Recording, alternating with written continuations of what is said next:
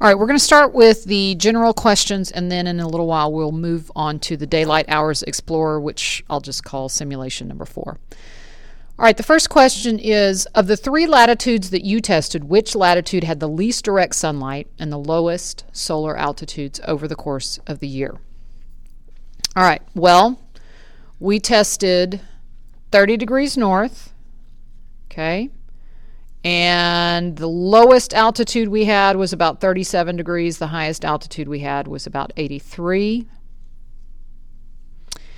And we had pretty direct sunlight in June, and not super direct sunlight in December and January because that's our winter time, and kind of somewhere in between. So that's for 30 degrees north. Okay, let's look at what was going on at 0 degrees at the equator.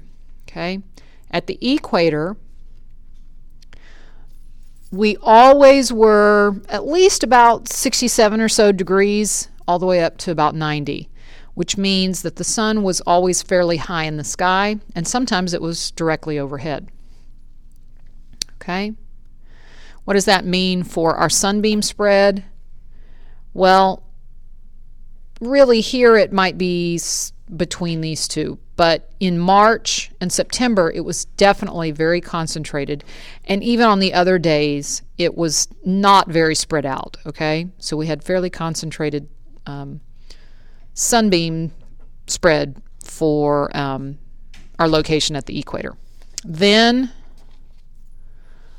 we had our guy that was living at 50 degrees south.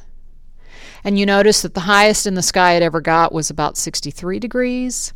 And in June, when he was having his winter time, the sun was only getting about 16 or 17 degrees off the horizon. Okay? Which means that for him, the sunlight was usually pretty spread out.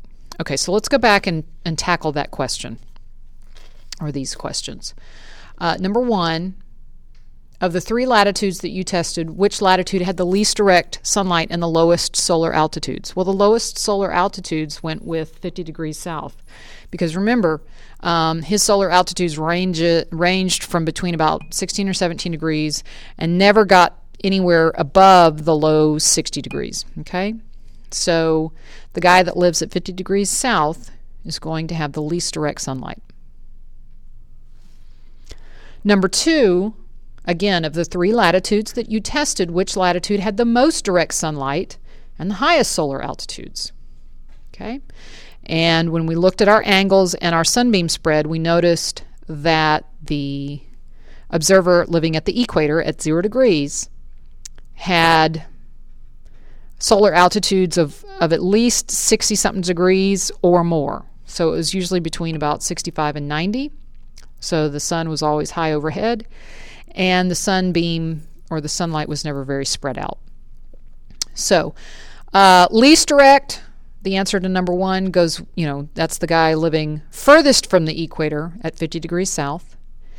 And the one that had the most direct sunlight was the person living at the equator, 0 degrees. Number 3, in general, what happens to sunbeam spread as you go from the equator towards the poles? Well, it says to help you move the date on the simulation. So let's go back to the simulation real quick. And it says go to March 21st. And what they recommend is that you take the guy, y'all can ignore that bell. That's just the afternoon bell sounding. Okay, so take the guy, start him at the equator, and watch what happens to sunbeam spread as you go from the equator toward the poles. Notice as we get down here towards the poles, it gets more and more spread out. Okay? Same thing's going to happen if I take him at the equator and I put him up towards the North Pole. Okay? The sunlight is going to get very, very, very spread out because it's the same amount of sunlight but having to be spread over a larger area. So number 3, what happens to the sunbeam spread as you go from the equator towards the poles? Well, as you go from the equator toward the poles, the sunbeam spread gets, or you can just say the sunlight gets more and more spread out. Okay, number 4, what is the relationship between the sun's altitude and sunbeam spread? Well, look here. The sunbeam spread is real spread out, and the sun's altitude is only like 19, so it's pretty low. Let's move him down a little bit. Sun's altitude is about 39, and the sunbeam spread is a little more concentrated. Move him down some more to about 60 degrees, and sunbeam spread is even less spread out. It's more concentrated. Move him back down to the equator, and the sun's altitude is very, very high. It's basically 90, and the sunbeam spread, well, it's not spread out at all. It's pretty much a perfect circle. So what's the relationship between the sun's altitude and sunbeam spread? As the sun's altitude increases, the sunlight is more and more concentrated, or you could say as the sun's altitude increases, the sunbeam is less and less spread out. Okay? All right, I'm going to go ahead and make a separate screencast for the Daylight Hours Explorer because I don't want to run out of time on that.